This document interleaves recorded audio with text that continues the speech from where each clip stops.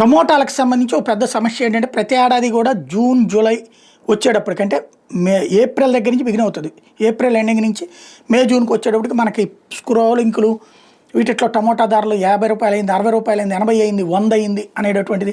దాంతోపాటుగా కార్టూన్లు, memes, tomato దండలు, tomato పెళ్ళిళ్ళు, టమోటా కోసం ఏది పెళ్ళి కట్టం కిందన 100 కిలోలు టమోటా ఇచ్చారు, ఇట్లాంటి కథలు నడుస్తుంటాయి.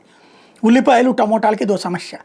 ఇప్పుడు దాంట్లో టమోటా సమస్యను పరిష్కరించేందుకోసం అని చెప్పేసి గత ఆర్థిక సంవత్సరంలో మార్కెట్ ఫీజు వసూళ్ళలో పల్నాడు జిల్లా రాష్ట్రంలో చివరి స్థానంలో నిలిచినటువంటి నేపథ్యంలో జిల్లాకి 32 కోట్ల లక్ష్యంగా అయితే 25.31 కోట్లు మాత్రం వసూలైందట. అప్పుడు టమోటాలకి 78.75% లక్ష్యమైందట మార్కెట్ ఫీజు.